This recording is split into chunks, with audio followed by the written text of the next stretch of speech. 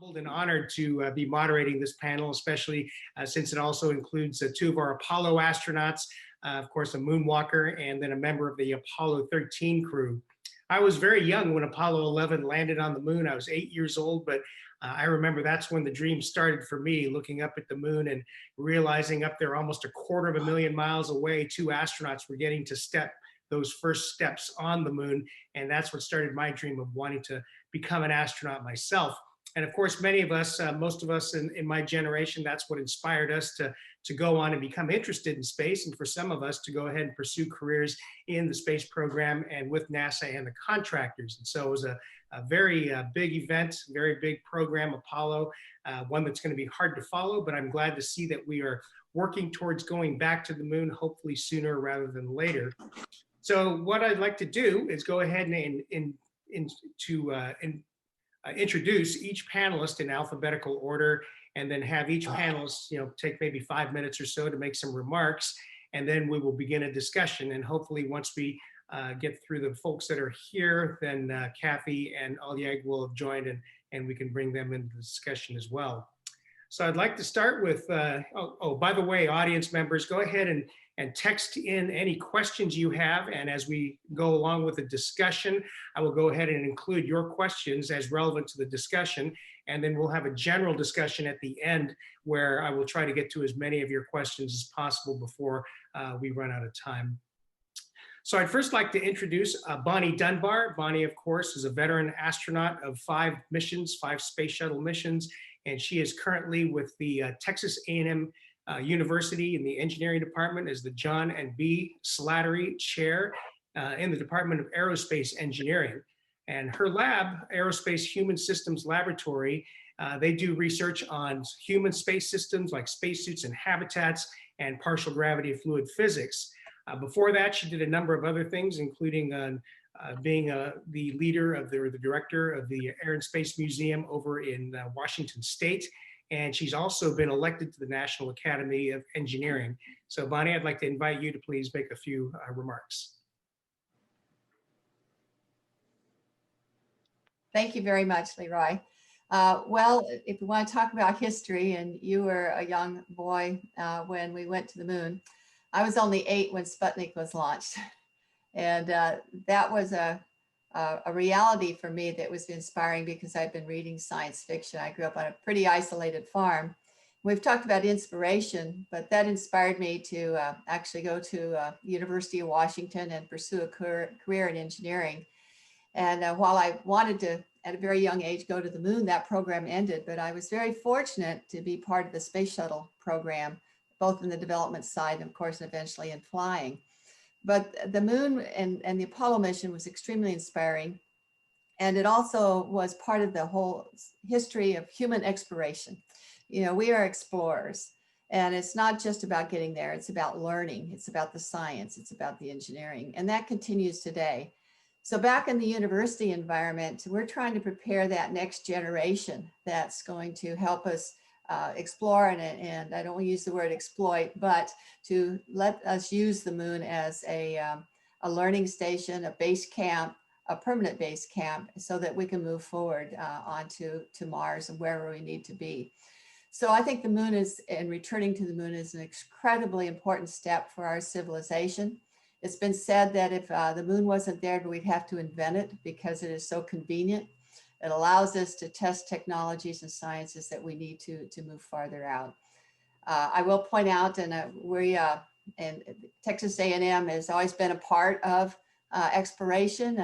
We were a convenient university for the workforce employment down at the Johnson Space Center when it was first founded there. We continue to be a supplier of engineers and scientists. But we also do the research, and most recently we acquired the NASA centrifuge, short arm centrifuge, which had been at UTMB and had been kind of mothballed since the Constellation program had been canceled.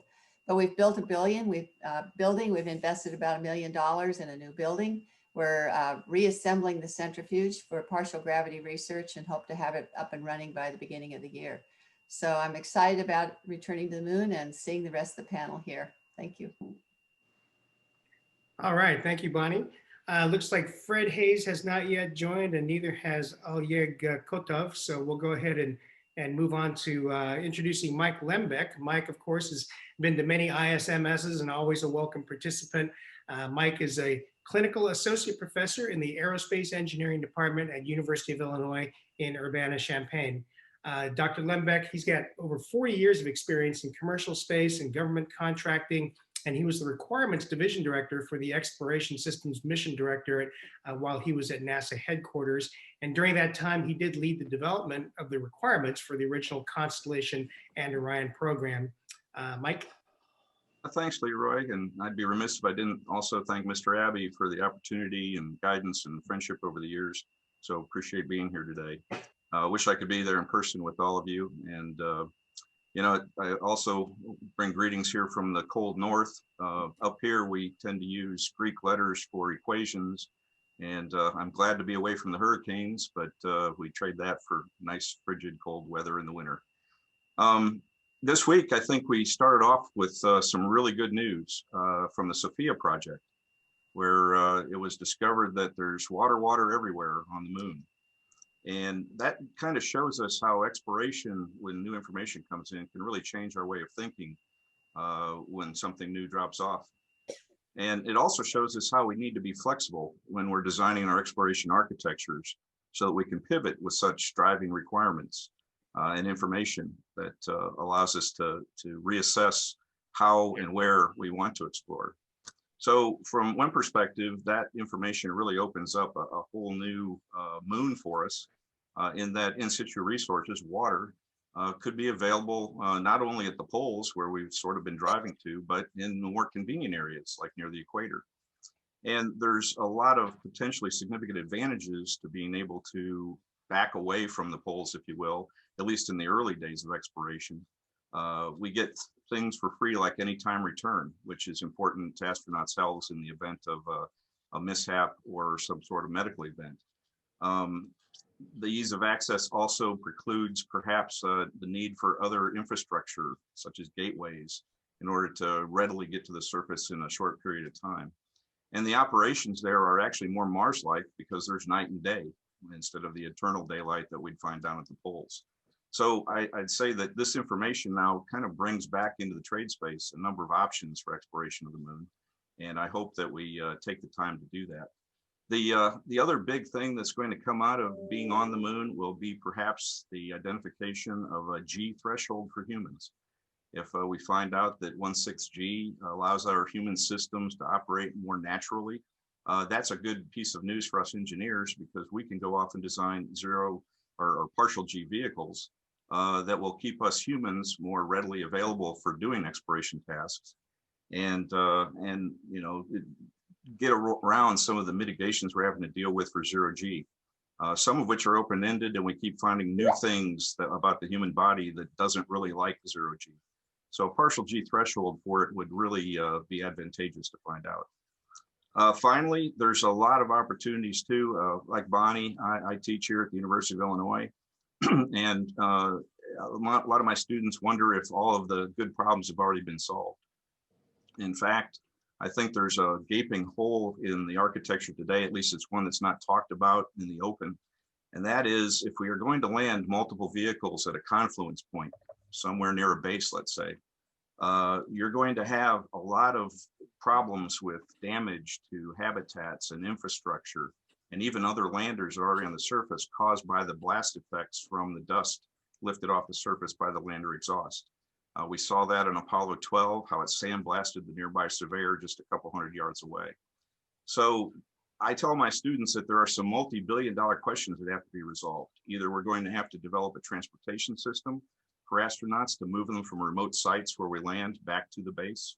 We're going to have to develop bulldozers to remove the dust and create a landing pad. Or we're going to have to develop some pretty interesting reinforcements for the infrastructure, the habitats, and so forth. So well, I look forward to seeing how my students deal with those problems. I also look forward to seeing how the rest of us deal with them. And I think it's an exciting time to be in the exploration business. Great. Thank you, Mike. Let's see, I still don't see Fred Haise or Oleg Kotov, so we're going to go ahead and I'm going to introduce Kathy Lueders. Kathy, of course, is currently the Associate Administrator for Human Exploration and Operations at NASA. And incidentally, she is the first woman to hold that position. Kathy, of course, before that was in charge of the NASA's Commercial Crew Program, which recently had the big triumph of returning astronauts launching to space from American soil on American spacecraft, with SpaceX's successful flight with the first 2 NASA astronauts very recently. November 14th, by the way, was set as the second launch by SpaceX with Crew Dragon to take 4 astronauts to ISS. And interestingly, Kathy and I, we started at NASA about the same time, but before that, she actually studied business and was working as a business person on Wall Street before changing her mind and seeing the light and becoming an engineer. And so I'm glad you did that, Kathy, and congratulations on reaching it to the top of the NASA leadership. And so please, we'd like to hear your remarks. Thank you, Leroy. I really appreciate it. And I didn't quite make it to Wall Street, but I did see the light. So thank you, Leroy. It's always amazing to me who I follow, and listening to Bonnie and Mike and seeing, and honestly following their careers, it really lays the foundation for what we're trying to do within NASA, right? We're trying to get to the moon, not just to go, just to have the journey, but to stay. And so the things that Bonnie and Mike were talking about are the things that we are trying to continuing to learn to get us ready for even the next step in our missions, right? And you'll hear later on in the conference that as Julie comes up and talks about how valuable station's been in our platform, we've learned that 20 years this Saturday that we've been on orbit on the International Space Station. And we've learned in that 20 years that how tough it is to live and work in space, and how much we've learned about living and working in space. And so when you want to learn even more, you go take that learning that you've taken from our terrestrial application up to our LEO application, then to our lunar application. And it's through us seeing those different platforms and how things then change that give us, future knowledge. And so like Mike and Bonnie were talking about, what we're trying to provide is the infrastructure, the architecture, a flexible architecture where there's lots of folks able to plug into that architecture and be able to team with us in this architecture. And so obviously we're laying that foundation with us building our Artemis 1, 2, and 3 systems. So as you all know, we're heading into our uncrewed demonstration missions next year for our Artemis system, and then heading into our crewed system.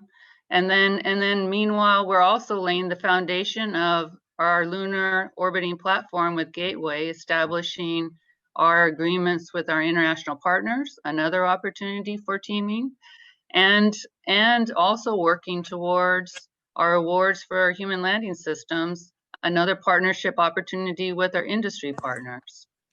Meanwhile, we're continuing to allow applications and learning within our Science Mission Directorate. Actually have CubeSats on Artemis 1. We have science already on our Gateway systems. And we are continuing to learn by having our hardware on station. In fact, we just took up on Northrop Grumman our new trial waste management system. So the goal, Leroy, that we have is to do the things that Bonnie and Mike are talking about. I love that Mike said, hey, we haven't solved the problems, right? We're doing a mission that's got big problems. And we need all those students that they're talking about out there. And honestly, we need everybody in academia, industry, our international partners to be able to solve the problems that we need to be able to learn and work in space and solve the problems around the lunar surface before we start moving to Mars. Very, very critical time in our history. I really feel like right now we're laying the foundation for our future. Very critical time. So thank you for having me, and I enjoy the conversation. Great, thank you, Kathy. Thanks for your comments. Looks like Fred Haise has joined, so I'm going to go ahead and jump back to introducing Fred. Fred, of course, everyone knows, was a crew member on Apollo 13, but he started out as a NASA research pilot, and he was an astronaut for 20 years. He was assigned to 4 lunar missions as the backup lunar module pilot on 8 and 11, and then he was also the backup commander on Apollo 16. But he is most well noted as the lunar module pilot during Apollo 13 that suffered the explosion and abort that has become history as an example how ingenuity and teamwork can accomplish the mission impossible and getting the crew home. So Fred? Go to the bathroom and get back in. Not an easy one. Yes. But Sorry to be a little late. It was Houston. We had a problem here. No problem. Anyway, when I joined the astronaut program, I joined it with the thought of going to the moon, but more just that as a great adventure. I'll have to say, I didn't really know what the details were involved in, quote, being a lunar explorer. So I found out that pretty early in our rookie year. We had 10 geology field trips, which introduced me to that subject. And that I had never been involved with in any way in geology. I enjoyed it. I've continued that in some degree as I've gone older, and wish they'd have more of that in K through 12 even exposure for children. But at any rate, I went on to the first mission with Apollo 8.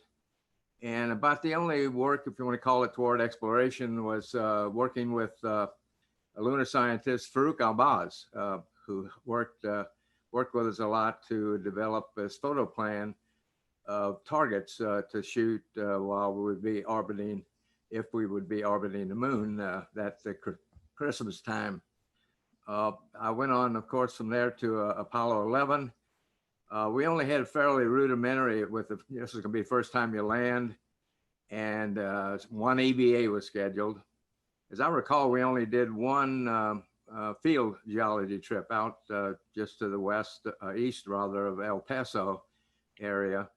And that was about the only field geology we got. The time and schedule was a real pressure up through 11, where we launched every 2 months. Now, following that, the schedules went out a ways. 12, rather than 2 months later from July, didn't launch till November. And for a 13, which I then moved to with Jim Lovell and Kim Mattingly, we weren't scheduled till the following April. So we had more time to prepare for the mission, as well as possibly to do more of the work, making us a pseudo field geologist and scientist for our mission. Now, I know Jack Schmitt will be talking later, but Jack suggested to me that we take advantage of that time to get more training, to become better, if you will, field geologists and doing more proper sampling. And what Jack had done was enlisted a great fellow, Lisa Silver, who was, I guess at one time was maybe Jack's professor at Caltech. And we scheduled a meeting. Jack actually arranged it with Jim Lovell to try to talk Jim into spending more of our time in field geology training. That at the time was not planned. And so he was introduced to Lee at a meeting we had, and who's a very gregarious fellow, really easy to like. And Lee talked to Jim and donating more time to this in this direction. And he promised. He said, "You won't forget it, and you'll really think it's great." And what we did was camped out then for I think 5 days in the Aracope Mountains in Southern California, not too far from the San Andreas Fault, and just camped out sleeping on cots, and got a real everyday exposure using Polaroid cameras for documenting samples. But from early in the morning, first exercise all through the day, and even talking about geology and things around the fire that night till we got ready to go to sleep. And that was good for Jim because he had somewhat of the rookie field geology training, but it had been quite a few years before because he got wrapped in the Gemini program and went through a number of missions. So he was like probably 4 to 5 years stale from that earlier training. So it's really good to get Jim back in the circuit. And we followed that up. All total, we had 6 geology field trips before we really launched on Apollo 13. I'll have to say that unfortunately, the way the mission went, we didn't get to directly use much of that. If you want to call it lunar exploration on Apollo 13, for the most part, there's some pictures that we shot as we went around, coasted around the backside at a little over 130 miles. Farouk Al-Baz, we shot some good pictures of Tsiolkovsky, Sea of Moscow, and other features. Farouk told us that was the best pictures he had seen ever taken. And I think Farouk was really just trying to make us feel better about how things had gone. But at any rate, we survived the mission and got back. And I went back in training then as the backup commander to John Young on 16. And we had a lot of time getting ready for that mission. And John was, again, very interested in the field geology training. And we did a total of 17 exercises, field geology exercises, preparing for Apollo 16. Of course, all the field work was also supported with the surface work we did in spacesuits at Kennedy Space Center, where we followed a checklist, following protocol, at least photographic protocol, and doing samplings on that fake lunar field back of the training building down at Kennedy. Of course, Apollo 16 flew, had a very successful mission. And as a result, I had trained initially with Jerry Carr and Bill Pogue, and had the hopes of trying to getting a chance to do it again on Apollo 19. Of course, that did not come to pass when 18 and 19 were canceled. So I guess in summary, you might say I'm the most underutilized lunar explorer that there ever has been. All right. Well, thank you, Fred. You know, listening to you speak just now, Fred, brought back a lot of old memories. You know, I came in the 1990 class in group 13, and I think we were the last class to have been trained in field geology by Bill Mullenberger, you know, out there in New Mexico. And the reason was that when my class started, there was a lot of excitement and anticipation, because back then President Bush 41 had proposed a 24% increase in NASA's budget and declared that we were going to go back to the moon by the 50th anniversary of 11, which would have been last year, right? Would have been 2019. Back then, it was so far in the future, you know, the 30 years and 29, 30 years in the future that the Congress and the public, frankly, lost interest. But seems like a snap of a finger, and here we are, and we could have been there, but oh well. Looks like Oleg Kotov has joined, so I'm going to go ahead and introduce him. I know Oleg from my days in Star City training for the ISS. Oleg is quite an accomplished individual. He, of course, is a cosmonaut. He's since retired, but he's an MD and a PhD and a military pilot. So he was a colonel in the Russian Air Force, a very accomplished fellow, obviously. 3 long duration flights to ISS, twice as the ISS commander, 6 EVAs, and he currently serves as the deputy director of science for the IBMP, the Russian Medical Research Institute. Oleg? Hello, everyone. Sir Leroy, hello, good to see you. And so that's I'm honored to be a part of this unique ISMS conference virtually. I know it's not very what we get used to have, but again, we're trying to work now virtually for whole meetings. And we are lucky we still continue flying to ISS and training to fly to the Mars and to the moon in real time, not virtually. And it's pretty good. So that just I'd like to say just a few comments about my thoughts about moon exploration. And I think, sir, this is a real good goal for all mankind. because there is a pretty interesting idea to explore the moon, how understanding how people could explore the surface of the other planet, continue living and working on the moon. Just remember about the first Apollo missions.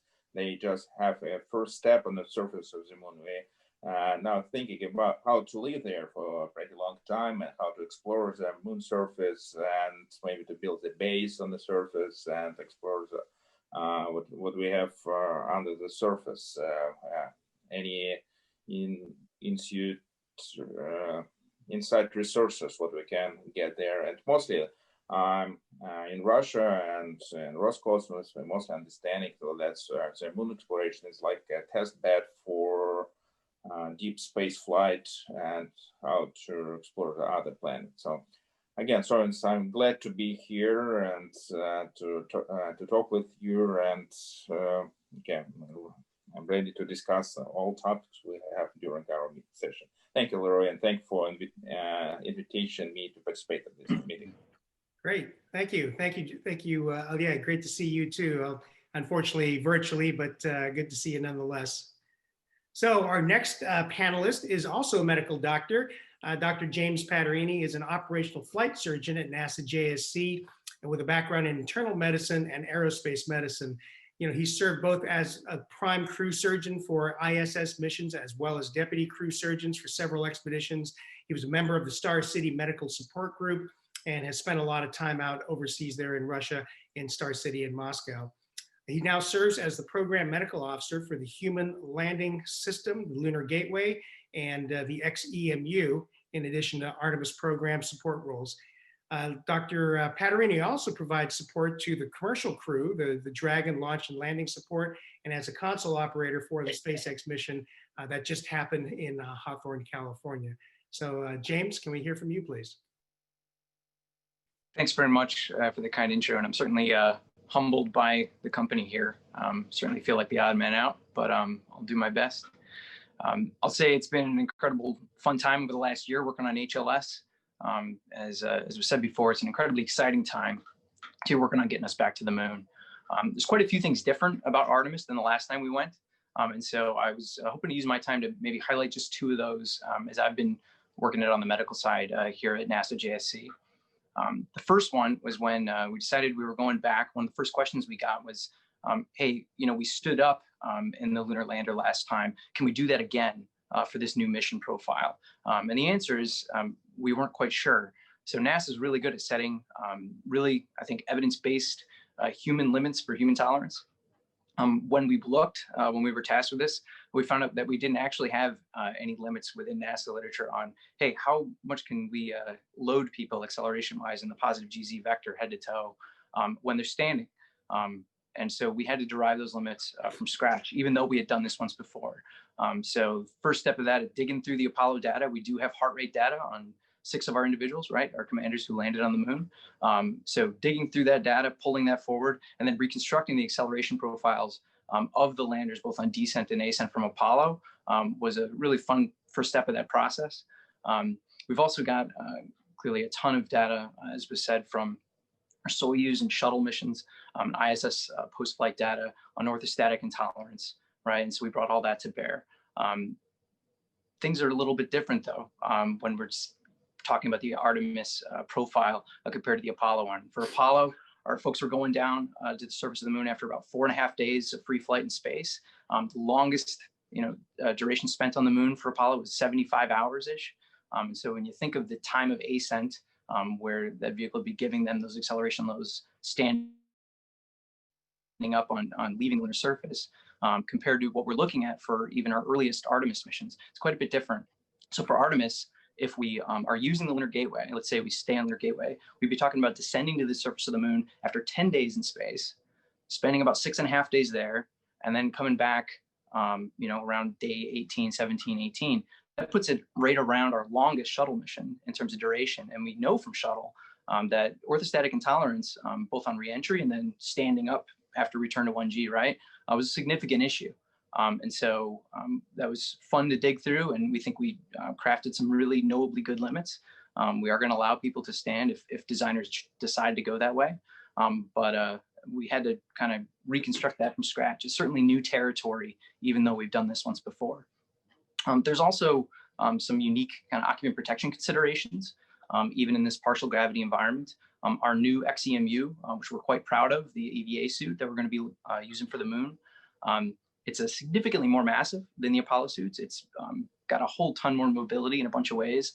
But if you just think about the mass, because that doesn't go away, you're talking about 80 kilograms for the suit without the X-Plus, without the life support pack. So 80 kilos for our new suit. In that even IV config without that pack, compared to the Apollo suits, which were really, just under 30 kilos in that same configuration. The second big thing that I just wanted to highlight is the way we think about planning for contingencies within the landers has to be a bit different for Artemis. And I alluded to one of the reasons why just a minute ago with the fact that, we're spending 6.5 days on the lunar surface, really driven by the use of the near rectilinear halo orbit. So that NRHO orbit means that we don't get to just decide if something goes wrong. We don't have the opportunity to punch off the surface and get back to the Orion really arbitrarily. We really have to wait for it to loop back on that very long orbit. And so once you're down on the surface, and really for a period of time, actually, even before you've done that final descent, your next opportunity to get back to Orion is really to wait for it to return around a week later. What that means is how we think about contingency planning has had to shift a little bit. And we've spent a lot of time over the last couple of months doing a lot of that forward work with our HLS partners. It's one thing to talk about bridging someone, all right? How do we stretch our consumables? How do we keep someone alive in a vehicle or in an EVA suit for a period of hours or a day? It's quite a bit different to say, okay, how am I going to bridge this person? If it happens at the worst time, how am I going to, let's say in a cabin depress scenario, how are we going to, connect those dotted lines all the way back for potentially up to a week? It's quite a different problem to solve. It's one that on the medical side here, we're very engaged in, and it's an exciting problem to solve, but it's one we take very seriously. We don't want to go into this making it up at the time. God forbid we find ourselves in those types of scenarios. We want to have an outline draft of a contingency response plan that always guarantees we're going to bring people back, or at least have the outline of how we're going to do that. So it's definitely fun. It's fun work. I think it's important work. Everyone here is incredibly passionate about the Artemis program, and think, the moon is it's been called a doorway to forever. I agree with that. I think it's the next step, and it's certainly where we need to go back. So glad to be a part of it, and looking forward to the discussion. Great, thank you, James. And of course, everybody knows that the biomedical effects of spaceflight are the biggest technical challenge we have for longer duration flights farther away from the Earth. So we certainly appreciate the efforts of people like you and Oleg and all your colleagues. Our next panelist, Harrison Schmitt, Jack Schmitt. Jack, of course, was part of Apollo 17, the only real geologist, the only real scientist to ever go to the moon. Jack was, of course, in that scientist astronaut group in 1972. He went to the moon with Gene Cernan and was, one of the last people to set foot on the moon. After he left NASA, he did actually run for the US Senate and won a term there from New Mexico. And since then, he's been involved in quite a few different things, and he's still very much interested in the moon, particularly in helium-3 as a potential fusion reactor fuel. And so I'll let him tell you the rest. Jack? Hey, Leroy, thank you so much. And it's great to be with everybody, particularly to see George Abbey again, and thank him for the invitation to participate this morning. George and I probably would rather be playing shuffleboard at the singing wheel than doing some of the things that we do today, but nevertheless, I really super to see him. And Fred, I always think of Fred and Jim Lovell as my guinea pigs for a simulation-based geology training program that we put together for them, and then fed forward really quite significantly. Fred did not mention it, but John Young and Charlie Duke, the Apollo 16 crew, were backup for the Apollo 13. And the Apollo 17 crew had the benefit of Gene Cernan having been backup crew on Apollo 14, and they also participated in that simulation-based training program. So it really made a lot of difference, and I have to give Deke Slayton and Al Shepard credit for having allowed me to introduce that kind of training into the science program for Apollo. I also would like to just mention that Artemis is an extraordinarily important program, and it's probably more important for geopolitical and commercial reasons than it is even for science and exploration.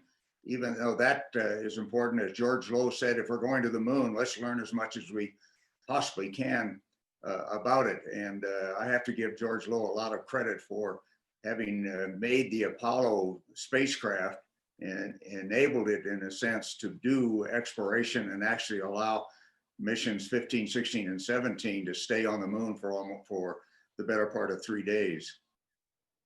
As a field geologist, I sort of followed in the footsteps of the primary people who were involved in exploration, and that's been sort of historically traditional, beginning maybe most famously with Charles Darwin and his exploration of the Galapagos.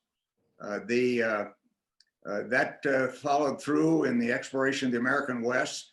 Lieutenant Emery was attached as what we called a natural scientist in those days to the Army expeditions that went into the American West and carried that tradition of geology and botany and other disciplines being part of that exploration program.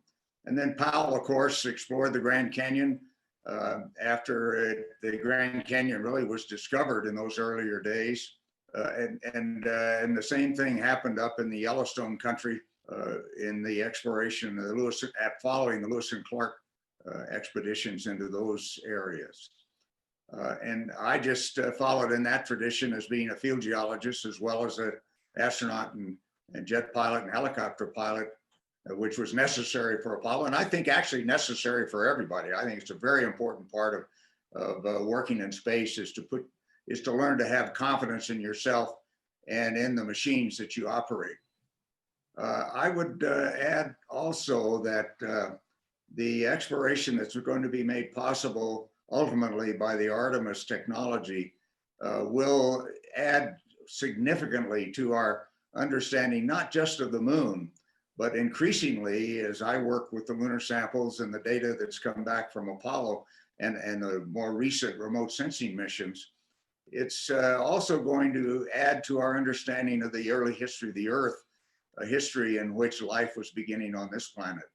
And more recently, in the examination of the deep drill cores that we collected on Apollo 17, and almost certainly we'll learn more from other deep drill cores, we are beginning to start to see what Gene Shoemaker had predicted, the history of the sun in the core layers that are in those particular samples.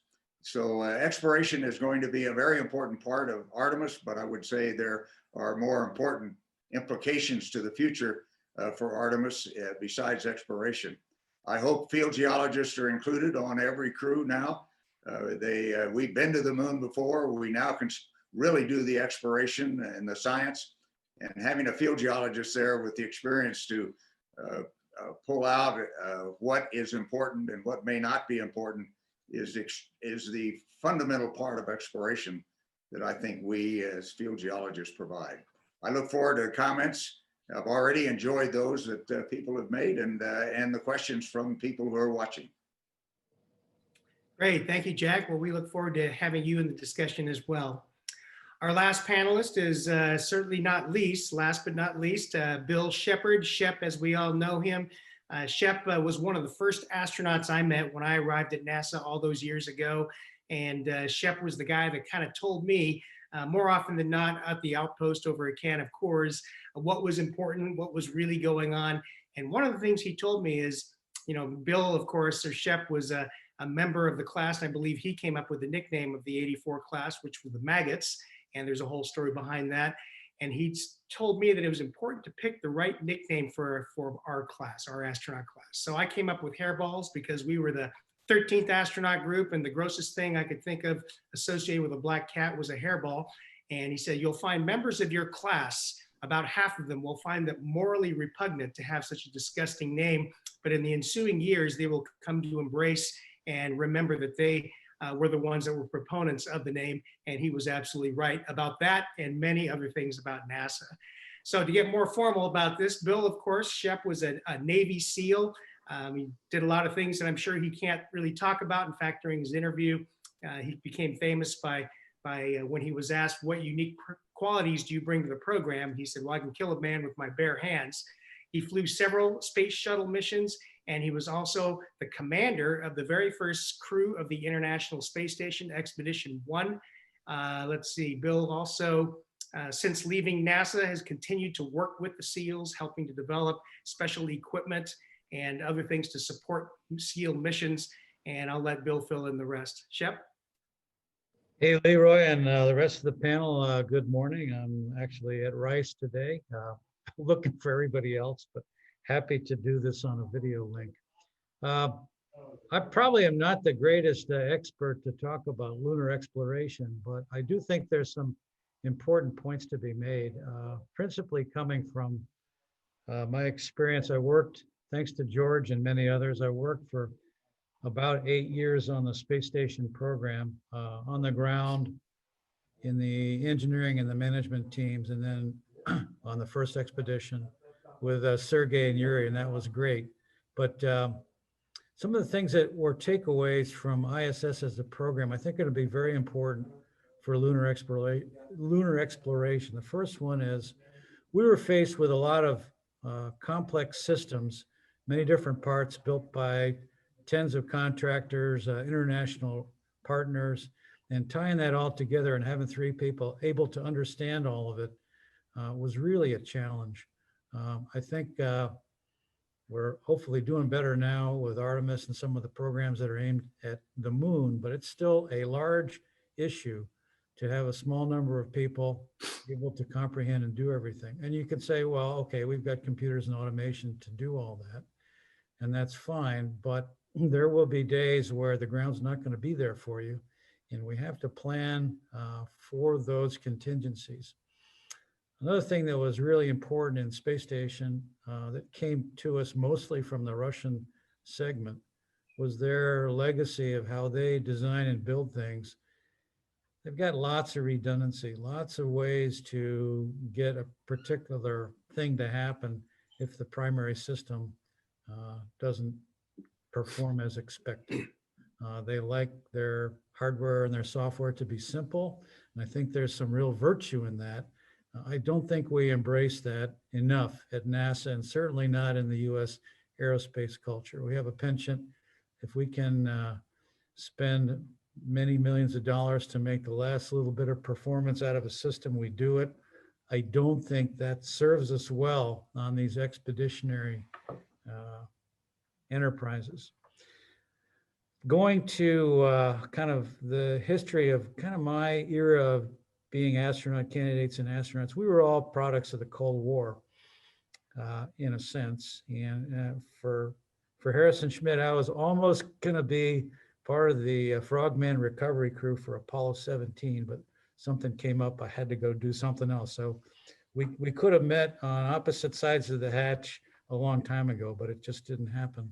But when I got to Russia and I worked with Sergei and Yuri and all of the trainers and engineers and managers in the Russian program, they have a tremendous space culture over there. And I think as we have ours in Houston, they're not the same, but I think the shortcoming that I see is we do not spend enough time understanding why Russia or Italy or Canada or why Japan does the things that they do and what are the benefits of them, both technically and operationally.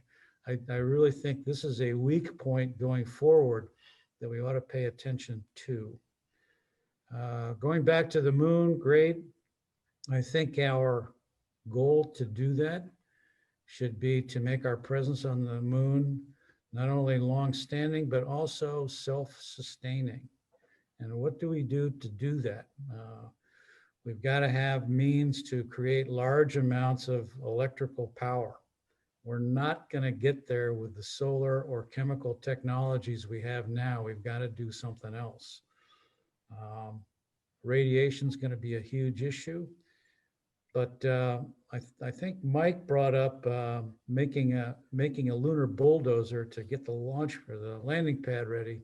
I think we should take it even further than that. We need the capability that when we go someplace, if we have something that we need and it wasn't supplied, we can make it where we are. So we've got to have a capability to make stuff where we go. To a limited degree, and that ought to be part of our philosophy from the get-go. We don't have enough push on the technologies. We certainly have tremendous manufacturing and production capabilities in the States that we use all the time for consumer products. We need to start pointing that at what we do on these expeditions. So if we have something we didn't bring along, we can just make it. The biggest thing I see about the moon, our objectives, the moon is really a place where we figure out how to go elsewhere in the solar system. So I think our horizons ought to be extremely broad. And from what I see, and I know this is politically driven, it's a question of politics, but our programs are not bold enough. And that's my comment. All right, thank you, Shep. And actually, that's a perfect segue into the first thing I want to talk about. I want to go back in history a little bit. Since Apollo, I mentioned earlier when I joined NASA, it was a very exciting time. Bush 41 had proposed going back to the moon with the solar, I believe it's called the Space Exploration Initiative. And you'd asked for a big increase in NASA's budget. We were all excited. I thought somebody in my class, maybe even me, I might actually get to go to the moon. And so very, very exciting time. Of course, unfortunately, that didn't go anywhere. And then we kind of didn't really do much as far as the moon goes for many years until 2004, 2005, we started the Constellation program with President Bush 43. And that was going to be a big push back to the moon. It was nicknamed Apollo on steroids. And there was a lot of excitement with that program beginning as well. Well, unfortunately, that program ran into its own set of problems and was ultimately canceled. And during, while I was serving on the second Augustine Commission in the 2008-2009 timeframe for President Obama, the word came down from Rahm Emanuel to Norm back to the committee that forget about the moon. And Norm was asking, well, why? I mean, it really makes a lot of sense for us to go back to the moon.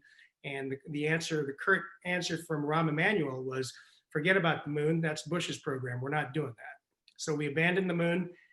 We went around, putting together these options for the new administration. They ultimately came back with, well, we're going to go to an asteroid. Then that became, well, we're going to bring an asteroid into Earth orbit. And I'm not sure exactly what got accomplished. We did kind of move some hardware development forward.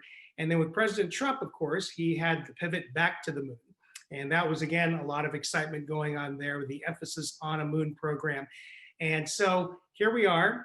We've got this goal of going back to the moon in 2024 for obvious political reasons. And my reason for talking about all this is to emphasize what Shep just said.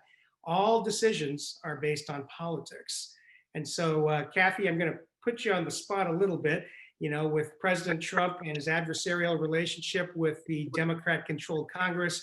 I know NASA has not received all the money that it needs to accomplish this goal by 2024, or at least not yet. And the clock is ticking. There's a lander to develop. I know NASA's been put in a very difficult position. And I know NASA has been trying to set everything up so that if the money arrives, that we can still make it by 2024. But I'd like to start by addressing the elephant in the room. And Kathy, what realistically is 2024 still an option for us? And if it slips, what do you think about the possibility that we can still go maybe a little bit later, sooner rather than later?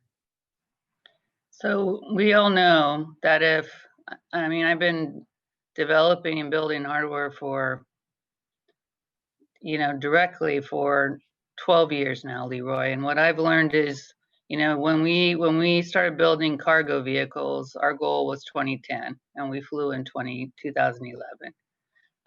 When we wanted to fly crew, our initial goal was 2017, and we were just bringing crew online. I think, but having that goal and having a very immediate time frame where you're aiming for, I think, cinches up the system and gets you making kind of the decisions you need as quickly as you can, so you can kind of get into the real development and production, which is where you start having problems, right? And when you have problems, you got to fix them before you go fly. So, you know, we have a plan to get to 2024, but as you all know, this is a tough problem for us to solve, and we'll need to see what kind of challenges we run into along the way to be able to solve them. I will tell you that the Human Landing System program is hitting every single one of their milestones to make that award in the spring. And we will be making awards in the spring. Now, we may have to go do some things just like we had to do for cargo and just like we had to do for crew that looked at, which neither one of those got all the money they needed in the first years of development to be able to then adjust. But my team is not taking their foot off the gas pedal at all right now. We have hit every single milestone because we know it's that urgency during this period of time to get your designs and development done as quickly as possible, and then getting into that production piece that gets us there as quick as possible. If we just keep iterating on designs, I thought Shep's comments were spot on. I think what I've learned is, you know, and the industry partnerships that we've seen is that tension between us wanting to perfect something and an industry partner that wants to get something out creates kind of the perfect balance for us to quit dorking around with the design, right? And making things as robust as and kind of as practical as possible, I really think. And Shep's exactly right. You know, one of the things we learned out of station, and I saw it coming into station in end of 1999, early 2000s, was we learned, yes, the Russians, they had very simple designs. And we learned as a partnership the value of that different design philosophy. We will learn as we're rolling out the Human Landing System program that same benefit.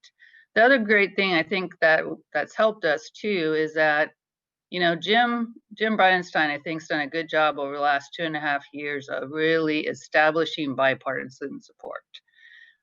So I do think that the appropriations committees are trying to figure out how to give us the money that we need and to be able to really move out on this goal. I think, you know, that they do understand the importance. I think, you know, I'm seeing bipartisan support in the Congress for us moving out on this mission.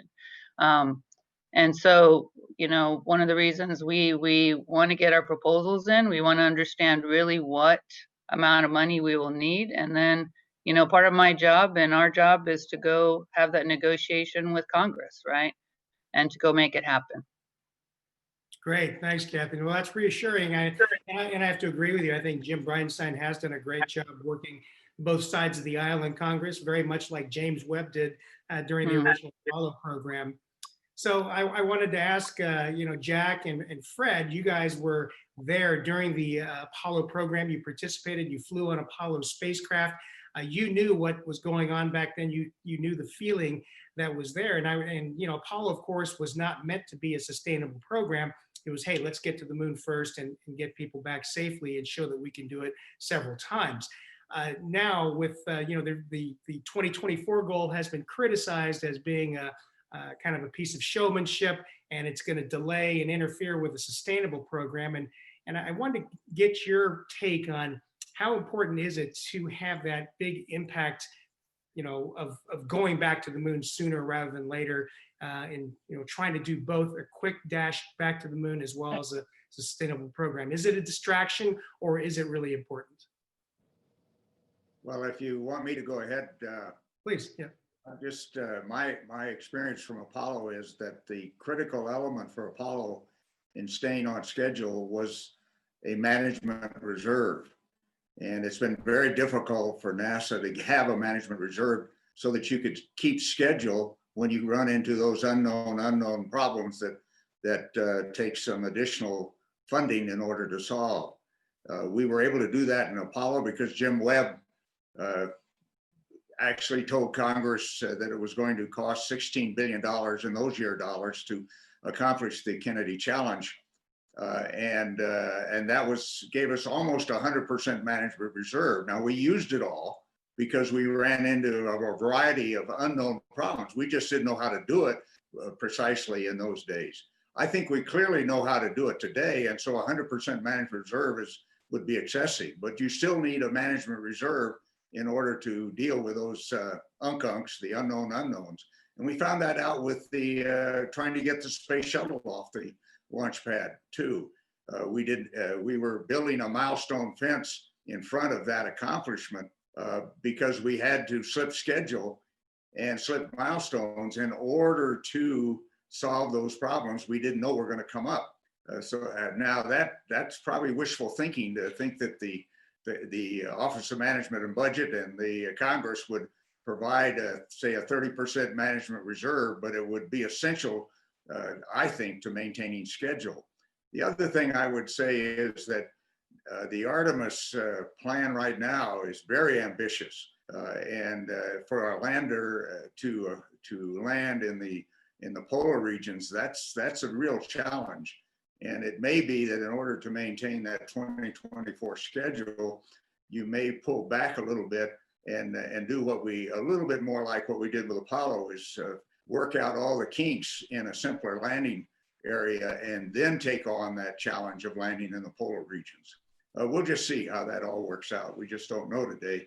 But I would add finally that Artemis has to be considered not only a dash to the moon, but the precursor to sustained activity on the moon. That is geopolitical. There is no question about it. And the environment we have today geopolitically is not unlike that we had Apollo. Now, the media and others may not recognize that fully yet, but it is a very similar geopolitical environment as we had in Apollo.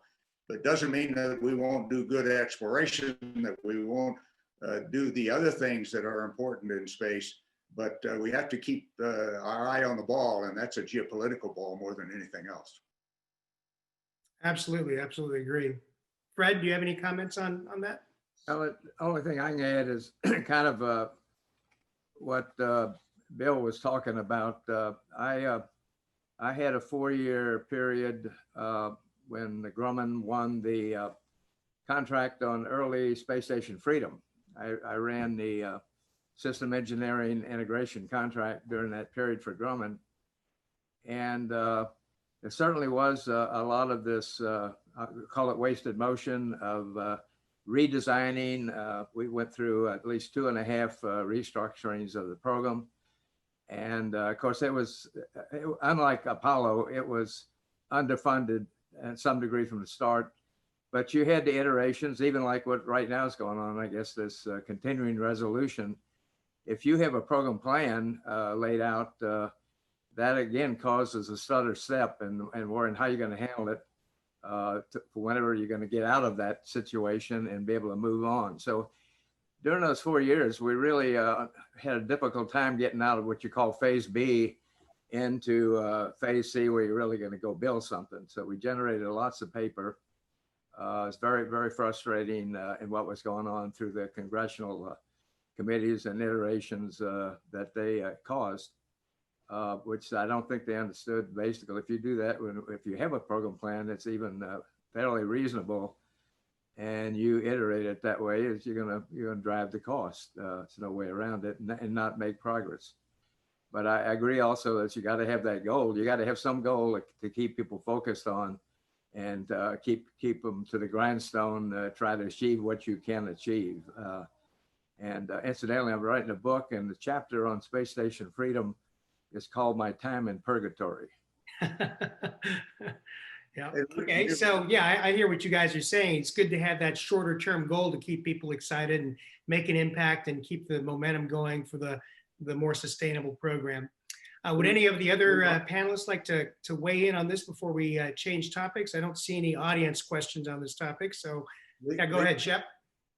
Yeah, I just wanted to point out one of the difficulties that we had on space station is management reserve is a great thing, but the way the Congress and the government's structured to do government-funded R&D, you can't have it.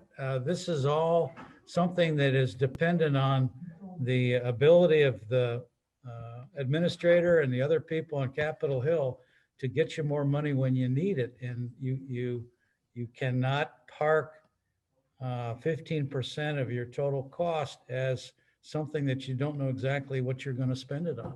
This is one of the difficulties that we face in doing these programs. Leroy? Yep. This is Jack again. Let me just add one other thing, the difference between Apollo and the current environment. With Apollo, NASA was creating the foundation of technology necessary to go to the moon and return safely to Earth and to do some exploration. Today, it is building that, it is working with a foundation that has been built in large part in the succeeding decades by the commercial sector, so-called commercial. It's not always commercial, but nevertheless, the private sector has been building a new technology foundation that NASA now is employing in part in order to undertake the Artemis program. That's a very important distinction, and it does complicate the management, I think, to some degree, but it also creates new opportunities in order to be successful. It may actually reduce the level of a management reserve that would be ideal in order to solve those unknown problems and not slip schedule. If you have a Congress that is passing continuing resolutions that normally would not include a buildup of the funding necessary that as you reach your peak level of funding. And so that does almost inherently create a environment in which the schedules will be slipped. Okay. Yeah, I see you there, Shep. Go ahead. Yeah, I think Jack's spot on, but the key to that, you got to have one of two things. You either have to have very solid national commitment, or you have to have a commercial business case that closes. And right now, I don't think we have either.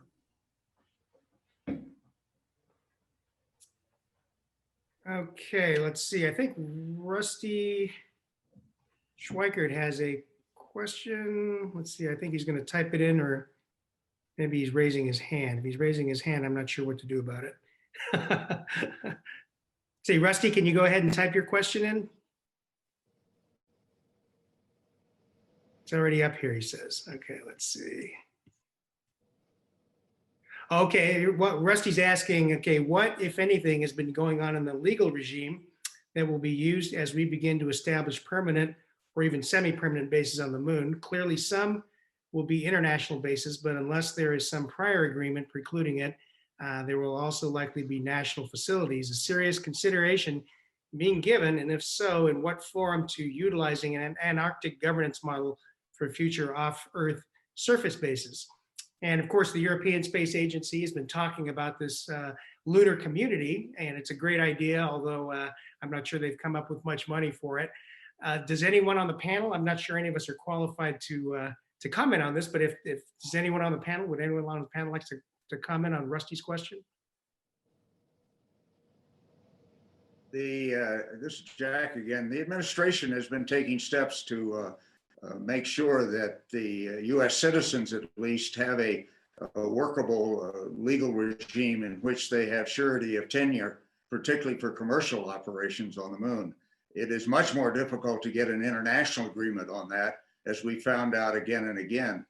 Ideally, though, I think the Outer Space Treaty of 1967 does lay a foundation for the use of lunar materials, which to me means that for the use of lunar resources for a variety of purposes, and does open the door, I think, for commercial operations, provided they are sanctioned by a signatory to the treaty.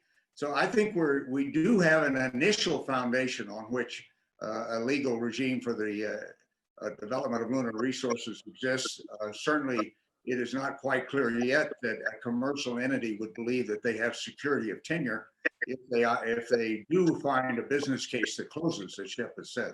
But I think we're moving in a direction where that is possible.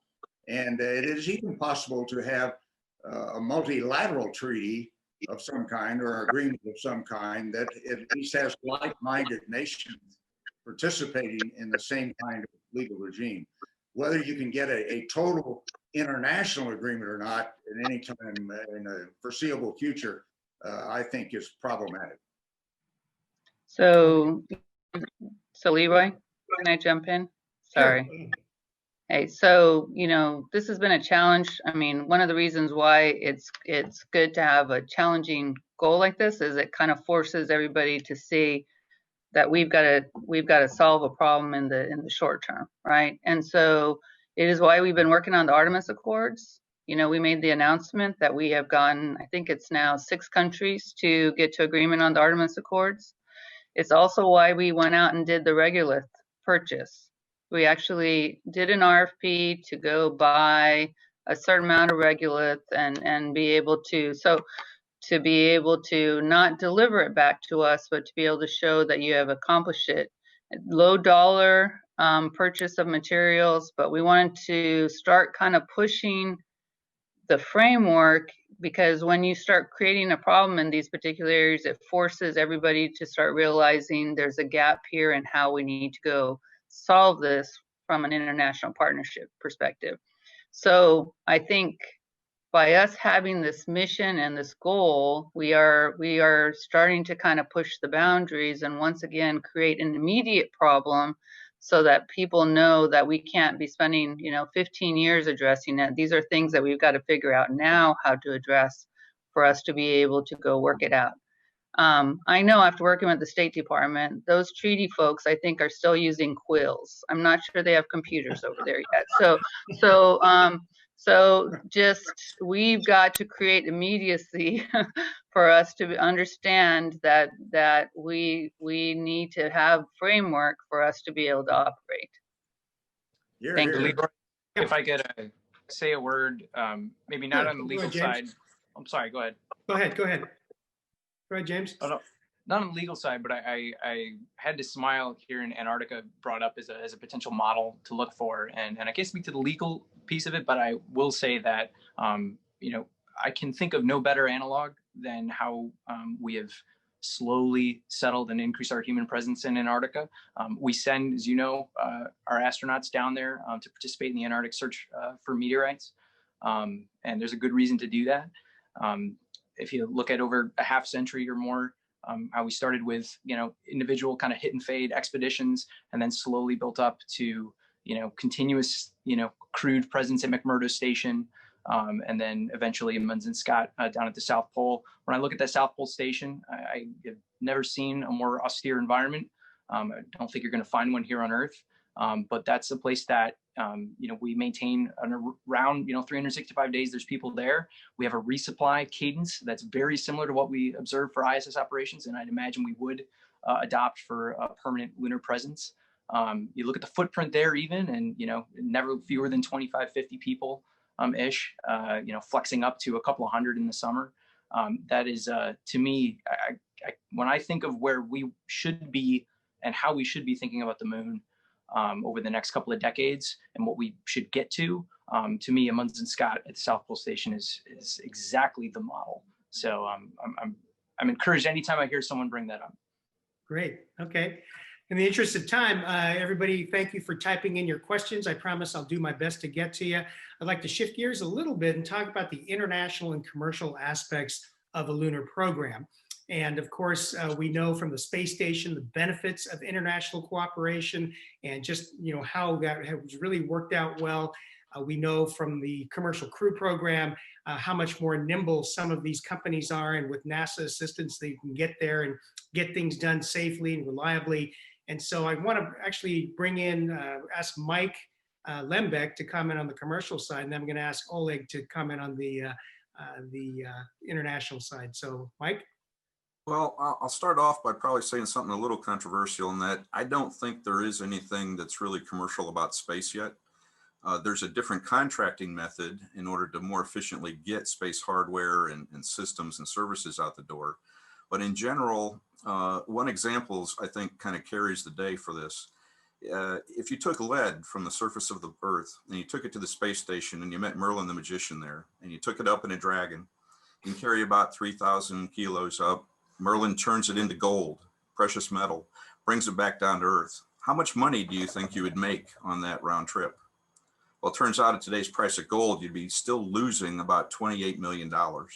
So even the development of something akin to a precious metal in low Earth orbit isn't there yet from a commercial business point of view.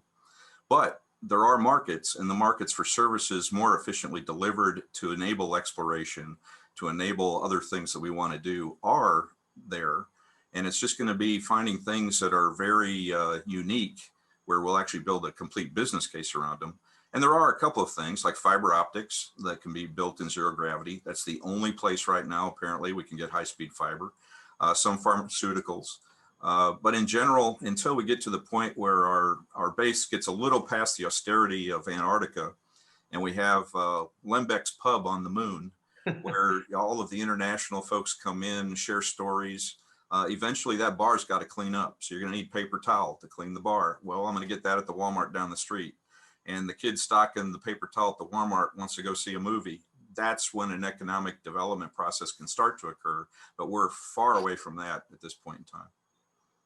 Yeah, good comments, Mike. And commercially, of course, and it's kind of frustrating. I mean, I consider spaceflight, and particularly human spaceflight, the most exciting and cool things humans have ever done. And it's frustrating that it's so hard to figure out how to actually make money off of it. Some companies have done okay with bringing spaceflight participants into space or things like that. But yeah, it's a pretty tough nut to crack. But as far as commercial, you talked about the different contracting methods, and Kathy, of course, can talk about that. But I think that's a big step, don't you think, to do things that are not the cost plus traditional way? Do you think that's a good approach, that helps things go more quickly and that they can be done just as reliably and just as safely? Oh, absolutely. I think commercial crew and commercial cargo are going to be testaments to that. If we complain about the speed at which it's happened, I would look at the funding profiles and show that they just haven't matched what we'd like to do in terms of that speed. It's really about how much funding you can get into it in the development period to deliver it on a particular time. Right. But in general, I think, our alumnus here, Mike Hopkins, is getting ready to take a ride on Dragon next month, and we're really excited about that. And I think that's the future. Yep, good. Yeah, Kathy, do you have a comment on that? Yeah, Leroy, if I could just pivot a little bit on. Bonnie, go ahead, please. Yeah. What Mike was saying. Some of those commercial business cases out there really talk about ISRU, and I think Shep was talking about using types of things. And there is an obvious gap in TRL for doing that. Mining's a very complex business. I did some of my undergraduate work in that, and we take G for granted. And just to get a little technical here, when you're talking about chemistry and heat and mass transfer, G's important. It doesn't mean a recipe that works here on the Earth can work on the moon. And so there's some fundamental research that needs to be done that's not being funded either right now by industry because they can't afford it. And I've been interacting with the CLIPS companies or government to universities. So as we develop these strategies forward, and government has always been very good at helping to fill that low TRL gap so industries can prosper, we need to think about the money we're also putting back into the universities and into the government labs to help make that happen. And there's a long list of, making gold out of lead type of examples. Right. Okay, thank you. Any other panelists have a comment on the commercial aspect of lunar exploration? I might, Leo, I might enter a little bit here that I took a crack in my book, Return to the Moon, at what the financial envelope would be if you were going to use helium-3 as a fusion fuel here on Earth, lunar helium-3. And so you can at least outline, as I tried to do there, what that business case might be relative to the competition. And the competition, and of course, when I wrote the book, was coal-produced electrical power. And that hasn't changed an awful lot today, even with natural gas entering the picture. So I think it's worth trying to at least design what a business case would be and see how you might implement that business case. And I still try to work in that field. I also would like to just add that although there's a great deal to be learned from the Antarctic experience, the big thing that the Antarctic Treaty does is forces somebody to leave the treaty in order to utilize the resources that one might find in Antarctica. And you certainly don't want to have that kind of a situation develop with respect to the moon. Right, right. Yeah, that could be pretty restrictive. Okay, I'd like to pivot now to talk about the international aspect of exploration and lunar exploration in particular. During my time training for ISS, I very much saw the value of international cooperation. I have to admit that I grew up during the Cold War, and so I had a bit of a bias against it at first. But I really saw the value, and it was very interesting. When I was training in Star City, there were still some people living there, Russian engineers and technical specialists who had lived there and worked there during the Apollo era. And they told some of us Americans, kind of privately, they said, you know, when you all landed on the moon, we raised a glass to you. We were happy for you. We weren't angry. We weren't, you know, we just were so amazed that humankind had done this. So that was really a touching, you know, thing to hear. And Oleg, I very much enjoyed working with you and all the Russian colleagues. And I would argue that we have been very successful in this partnership.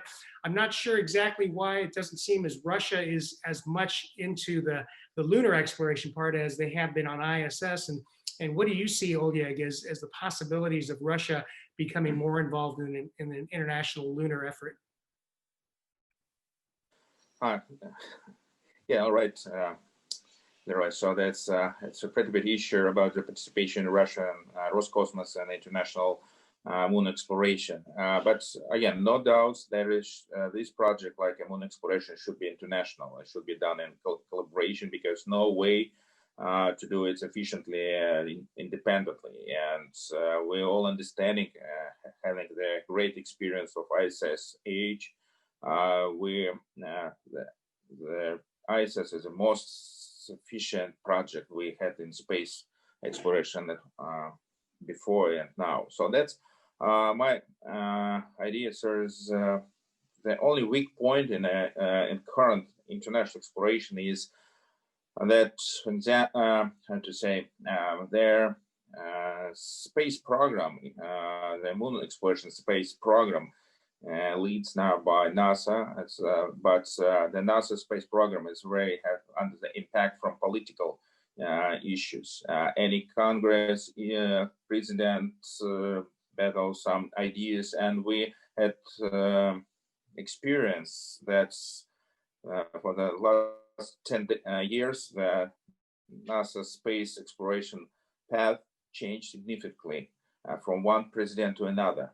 So this is not good for international cooperation. It's not really good for collaboration and exploration Moon or Mars, because all partners should understand that the program is stable, not under their review every 4 years or every other 4 years, and so it could be changed, and some the program could be under the impact from political goals, not operational, not science, but political goals, and it's not good for collaboration, I think, from Russian perspective. But again, really looking forward to work together and work together, explore together, fly together, and live in space together, because this was great. Thank you. Yeah, thank you. Thank you, Oleg. I hope so too. I hope we can expand our cooperation that we've done so successfully on ISS and extend that to lunar exploration as well.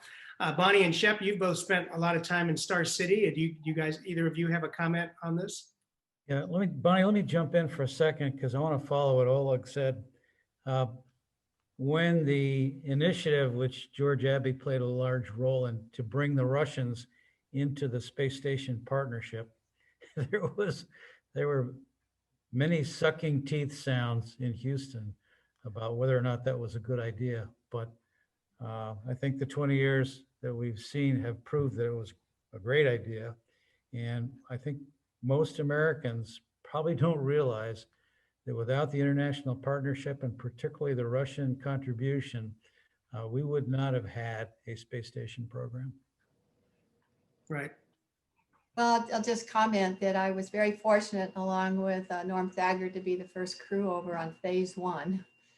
So phase 2 is up there right now, and we don't always think back to the shuttle Mir or the Mir shuttle program, but I really do value the 13 months I spent over there training with my Russian crew, and we hope that we forged the relationships that allowed us to then launch off into phase 2.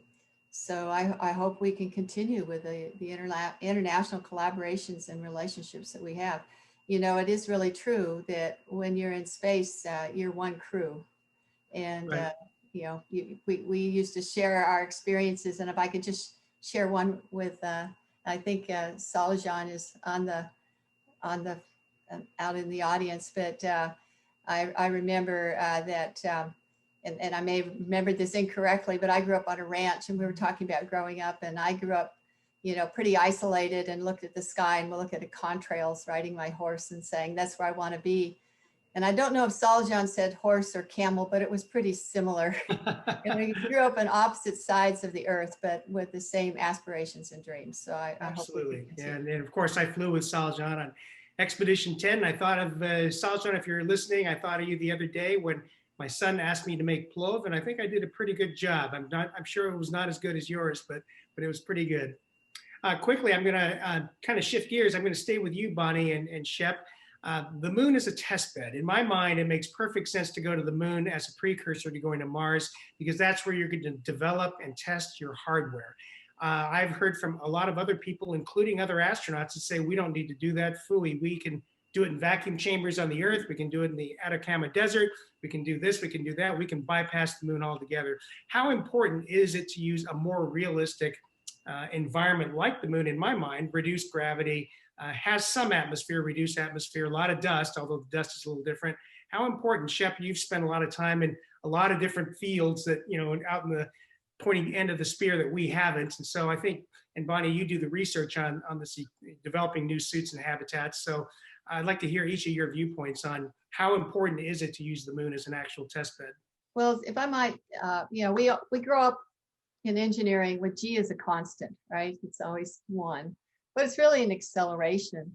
And when you put humans in the equation, and you've got air and liquids, which we call fluids, you change some fundamental relationships in heat and mass transfer even. So if you don't accommodate to that, everything you do on the Earth is going to change when you get to the moon. And we've already started working on computational fluid dynamic models, for example, and what we call 2-phase fluid physics, which is everything from life support to cryogenic fuel transfer to ISRU, extracting oxygen. So that recipe, as we call it, those chemical reactions that may work perfectly well in the lab here in 1G, where we don't think of G as a variable, do change. And in some cases, they change dramatically. We're hoping our modeling helps, but your models are only as good as you can validate them. So that the moon is also going to be the laboratory to feed back into our models for the future development. Okay, Shep? Yeah, I completely agree with the moon as a laboratory. One of the things that really rocked me was listening to Jack talk about grit in your spacesuit and the micro moon dust or whatever it is, and how it messes everything up. I don't think we understand that at all, from a technical standpoint about how to design stuff that is impervious to that. But the other thing that I think is hugely important is we have to have astronauts, cosmonauts, explorers go out, and things are going to break and things are going to fail and they're not going to go right. And that's part of the process. We are developing in this country a culture that's so averse to risk. Students will not take on certain assignments that I've seen because they're afraid that they might not get the approved answer. I mean, this is something we have to change. Yeah, absolutely Over to agree. you, Leroy. Hey, Well, Leroy. we've only got a few minutes left, so, oh, go ahead, Jack. You have a comment?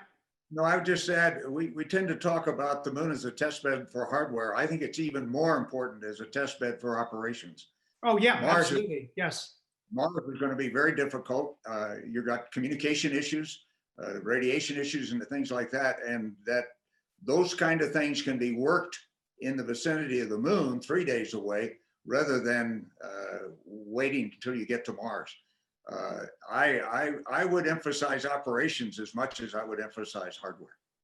Right. Oh, I agree. And you don't necessarily want your first crew to step foot on Mars to have never been operated in a reduced gravity, reduced atmosphere environment, dusty environment either. Well, as you know, Mars has just enough atmosphere to cause problems and not enough Oh, to yeah, right. in energy dissipation.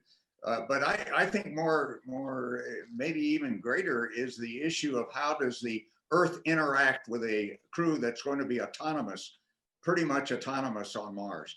Right. You have time enough in order to help with the planning of what you're going to do, but you're not going to be involved. The Earth is not going to be involved in the operations.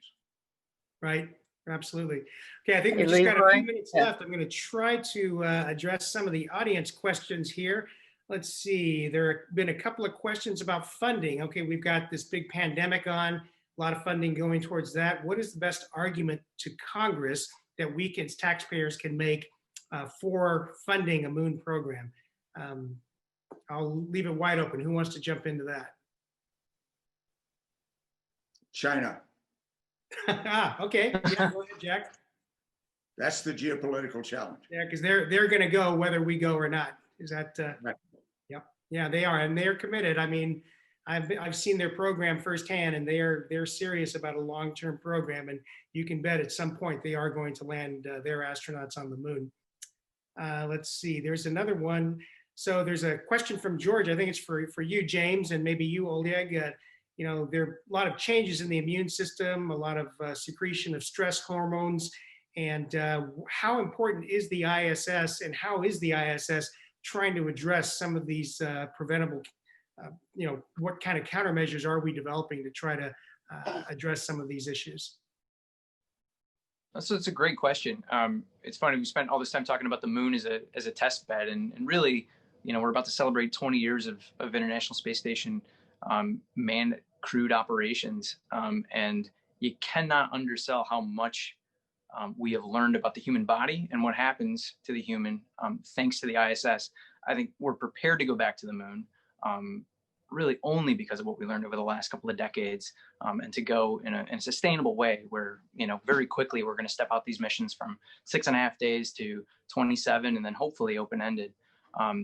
For the immune changes, we've seen enough with the human in microgravity that I can tell you that the crew surgeons and the flight surgeons who universally support the ISS, we've changed the way we approach outfitting not only the personal IMAX, but the individual medical accessory kits for our crew members, but the general use medical kits that are stationed on ISS. We have 9 of them. It's a huge footprint. That's something we're not going to have the benefit of when we go back to the moon, where we're going to be very mass and volume constrained again.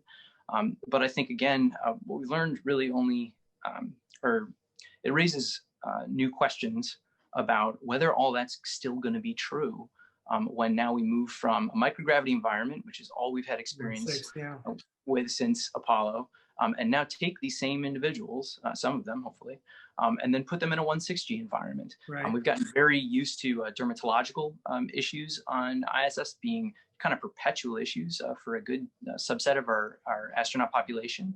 And we have been able to track some of the stress hormone changes along with that, along with T-cell immunity changes. But again, is that still going to be true when we're in 1.6G?